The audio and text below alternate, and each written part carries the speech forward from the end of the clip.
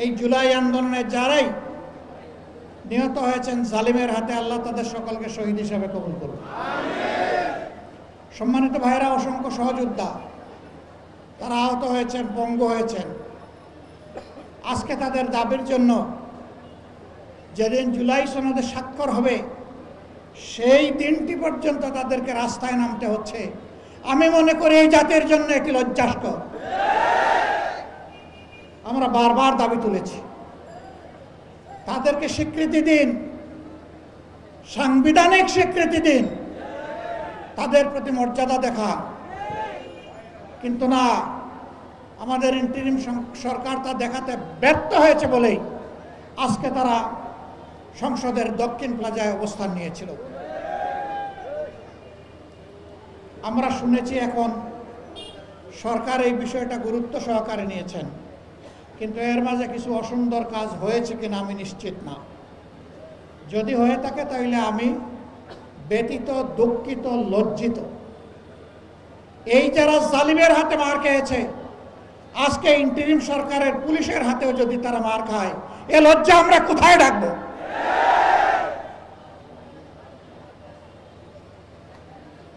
আমরা সরকারকে বলবো, দয়া করে নিজেদের দায়িত্বের প্রতি আপনারা সুবিচার করুন। আমরা আর তাদেরকে রাস্তায় দেখতে চাই না। আরো অনেকে দাবি দাওয়া নিয়ে নেমেছেন। অনেকের দাবি দেওয়ার জুলাই যোদ্ধাদের দাবি দেওয়া এক না। এটাকে ভিন্ন মর্যাদার চোখে অবশ্যই দেখতে হবে। আমরা একটি নিপীড়িত সংগঠন, আমাদের সাথে যে আচরণ করা হয়েছে, এই পাক ভারত উপমহাদেশে কারো সাথে সেই আচরণ করা হয়নি। বাংলাদেশের ইতিহাসে কারো সাথে সেই আচরণ করা হয়নি।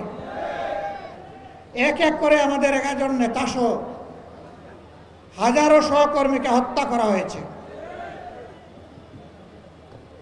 এর পাশাপাশি হাজার হাজার সহকর্মীকে পঙ্গু করা হয়েছে, চাকরি ছাড়া করা হয়েছে, বাড়ি ছাড়া করা হয়েছে, বাড়িঘর বুলডোজার দিয়ে ভেঙে দেওয়া হয়েছে, সবগুলো অফিস বন্ধ করে রাখা হয়েছে, আমাদের প্রতীক কেড়ে নেওয়া হয়েছে। আমাদের সংগঠনকে দিশেহারা সরকার শেষ পর্যন্ত নিষিদ্ধ ঘোষণা করেছে। বলেন, এটা আর কারো প্রতি করেছে? কোনো কালে করেছে? কারো প্রতি এটা হয়নি। কিন্তু যখন 5 আগস্ট বিপ্লব হয়ে গেল, আমরা সিদ্ধান্ত নিলাম এই মজলুম সংগঠনকে এই সবার আগে এগিয়ে আসতে হবে, এই সমাজের পক্ষে মানুষের কল্যাণের জন্য, শান্তি শৃঙ্খলা ফিরিয়ে আনার জন্য। আমরা ঘোষণা দিলাম, আমরা ব্যক্তিগত পর্যায়ে কারো উপর থেকে কোনো ধরনের প্রতিশোধ নেব না। তবে ক্ষতিগ্রস্ত পরিবার এবং ব্যক্তি, তাদের ন্যায় বিচার পাওয়ার অধিকার আছে। তারা যদি আদালতের আশ্রয় নেয়, আমরা তাদেরকে সর্বাত্মক সহযোগিতা করব। আমরা আমাদের সহকর্মীদেরকে বলেছিলাম, সাবধান, আমরা জানি 15 বছর অনেক ক্ষতিগ্রস্ত হয়েছে, আর্থিকভাবে, দৈহিকভাবে, মান ইজ্জতের দিক থেকে, কিন্তু অবৈধ হাত কারো দিকে বাড়ানো যাবে না। কোনো চাঁদাবাজি চলবে না। আমরা কোনো চাঁদাবাজ দেখতে চাই না। আমরা অফিসে যারা দায় দায়িত্ব পালন করছেন, তারা এই নতুন বাংলাদেশে ঘুষ খাবেন, এটাও আমরা দেখতে চাই না। হ্যাঁ, আমরা চেষ্টা করেছি আমাদের সহকর্মীদেরকে নিয়ন্ত্রণ করতে। এর মাঝে কেউ ব্যতিক্রম করলে ছাড় দেই নাই। 2-1টা ব্যতিক্রম হয়েছে, কঠোরভাবে তাদেরকে ধরা হয়েছে, ব্যবস্থা নেওয়া হয়েছে। কিন্তু আলহামদুলিল্লাহ, বাংলাদেশের আপামর জনতা সাক্ষী যে বাংলাদেশ জামাতে ইসলামী চাঁদাবাজ দল হিসাবে কুপরিচিতি লাভ করে না, বরঞ্চ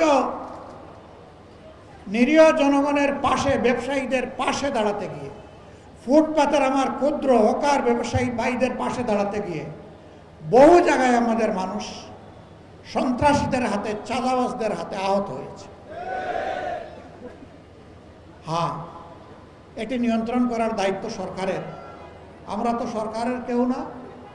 আমরা সরকারকে দাবি জানিয়েছি, কিন্তু এই সরকার কিছুই করতে পারেনি।